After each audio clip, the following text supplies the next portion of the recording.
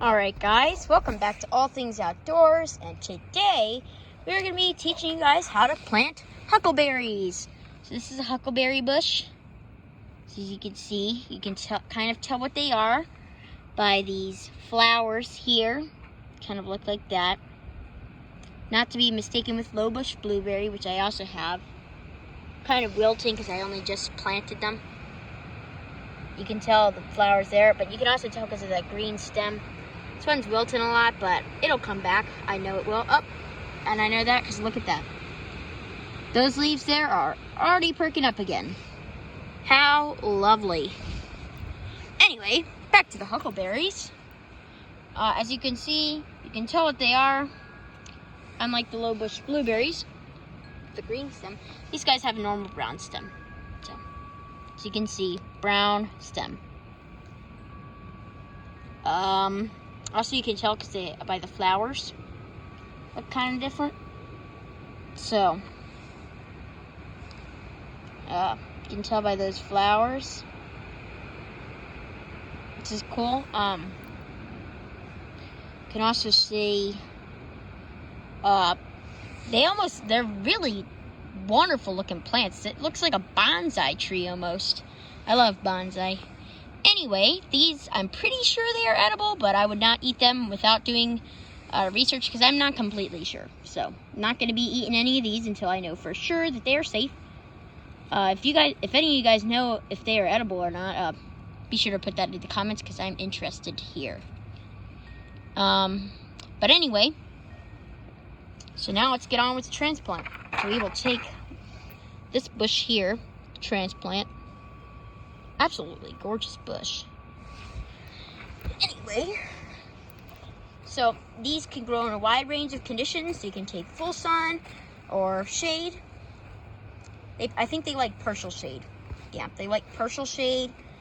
As you can see, I already planted one of them, and it's doing pretty good. Anyway, let's get to it.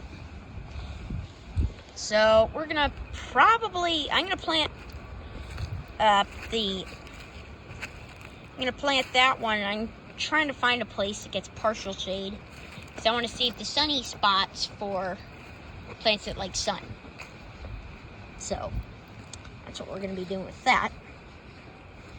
Coming around here.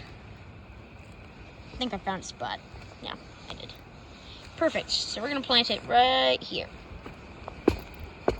So find that the way you can tell is I will show you on one of our bushes that I have. And also, happy Earth Day!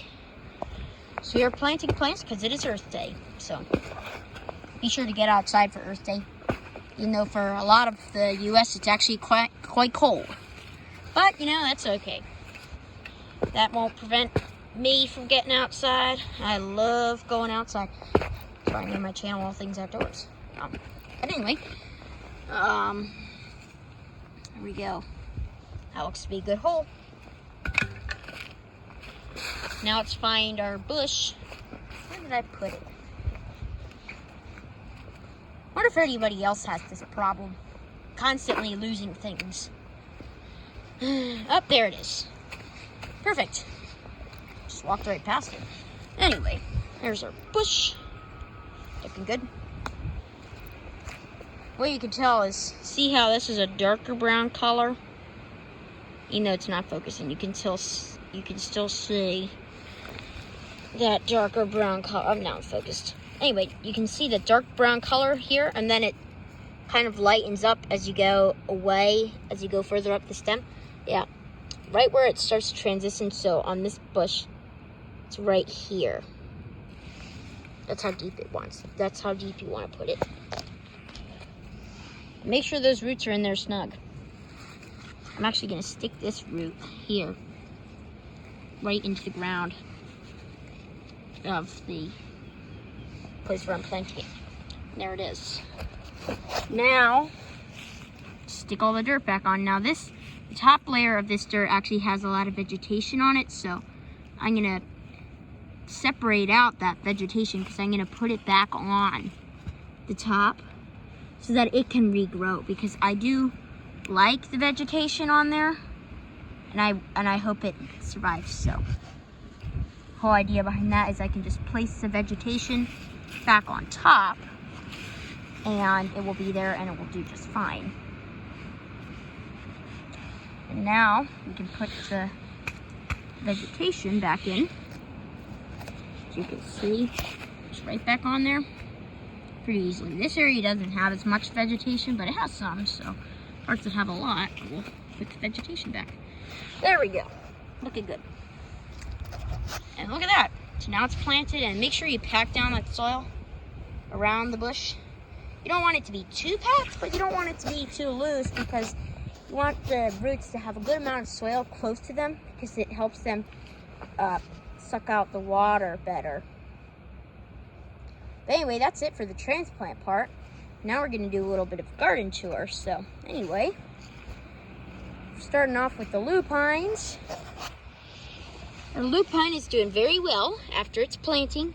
We had a lot of wilted leaves, broke all those off, but now, and you may be thinking, oh, it's not looking so good. Well, it's fine, don't worry. Because if you look here, look at all that new growth coming up. And this is the flower spike, big flower spike, and there's two of them. We got a flower spike right there, and we got a very small one right in there. We got another leaf coming up right there. Anyway, and I'm pretty sure we might have another one somewhere. Nope, that's all of them. Okay. Well, anyway, that's the flower spike, looking good. So, can't wait for that to bloom. Anyway, now we're gonna be moving on to the mimosa tree. So I have a mimosa tree here. A lot of people say they're invasive. I don't think so. Just be sure to don't dispose of all the seed pods in the woods, because they will grow.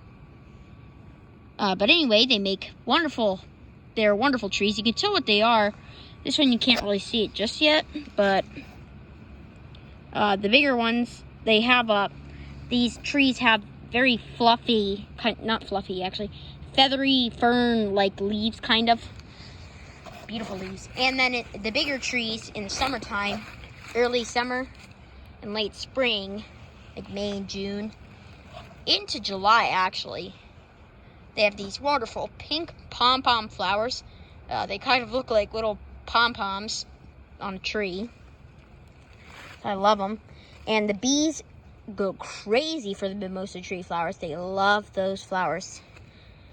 Bees love them. Hummingbirds, I think, will go to them, but I'm not completely sure of that. So, if any of you guys know about mimosa trees, put that in the comments, because I love mimosa trees, and I hope everyone else shares that love of the mimosa tree with me. Anyway, now I got this tree here. I'm not exactly sure what it is. They make beautiful white flowers that are they kind of almost they're right on top of the branches. And I forgot what it is. It's right on the tip of my tongue, but I don't remember. If any of you guys know what it is, be sure to put that in the comments. But anyway, this branch is something special here, because I actually grew that from a clipping. That was just a tree branch that my dad pruned off of his bush. Unfortunately, the bush is no longer with us. Dad got rid of it, but anyway, he was pruning it, and I took one of the branches to grow, and it grew. It's doing extremely well. Anyway, moving on, we got snowdrops going on there. They're done, though. And we got our Japanese maple seedling. And if we come over here, we got the pampas grass, getting ready to cut off that old growth so we have new growth coming up. And we have another Japanese maple. It's the red kind. I like the green kind more. Put that down in the comments if you like the red ones or the green ones more. I personally like the green ones. Over here, we got our grape hyacinths, Armenian grape hyacinths, otherwise known as blue muscari or Armenian blue muscari. But anyway, as you can see, they are absolutely gorgeous. In full bloom. Love them. A lot of people say they have problems with these flopping, with the foliage flopping over. These ones, I accidentally knocked that over, but This one needs to be a little bit supported, but other than those 2 leaves, the other ones, as you can see, they are standing up perfectly fine.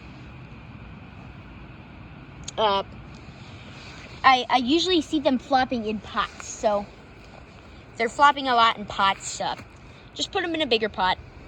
That's all I have for you on that. Here's our other grape muscari, or grape hyacinth, or blue muscari. I love them. They look like grapes almost. I think that's why they're called grape hyacinths, and they smell nice. They smell like grapes, kind of. And that's the other reason why they're called grape hyacinths. Come over here. We got our alliums coming up. Irises are doing well. The ferns are doing absolutely phenomenally with those wonderful green leaves. Come over here. Show you, we got other ferns. They're doing pretty well. Now this one, I was looking at it. What's going on here? Why are the leaves damaged? And I never see anything eating these. No caterpillars. I never find caterpillars. Never find the deer eating them. So, if any of you guys know why it's damaged like this, please put that in the comments, because I would like to know. Because I want to see if I can do anything about that. Because I do not want them to look like that. I want them to look with the nice leaves. This one has it too, but it's not as bad. As you can see, it's somewhat damaged, but not nearly as bad.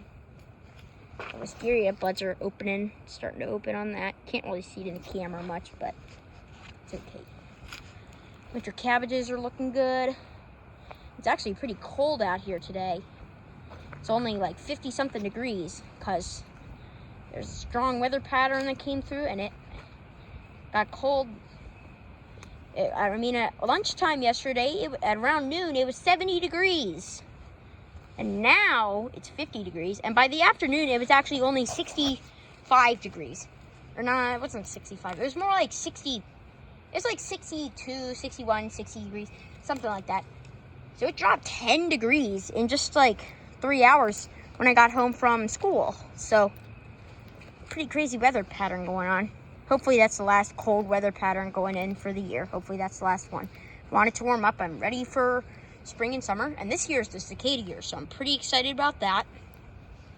We'll be doing plenty of videos on that. And here's our seed tray. We'll do an update on that. As you can see, our lupine seeds are sprouting. Don't see any milkweed seeds coming up yet, but the lupines are coming up. And anyway, that's about it for this garden tour and planting of the huckleberries. So be sure to like and subscribe. Comment down below saying you did that, and I will shout you out. You'll get a shout out in one of my videos. And just a heads up, I will not be posting any videos on Saturday, and I may post a video on Sunday, but I don't know, because I'm actually going camping. So I don't think I'll be posting any videos. And yeah, so. But on Sunday I will probably post, and Friday I will post, and on Sunday I will probably post, maybe, I don't know. But after that you will see regular videos coming up every day, hopefully. And that's about it, so be sure to like and subscribe, and comment down below, and you'll get a shout out, and turn on the notifications. And we will see you on the next adventure.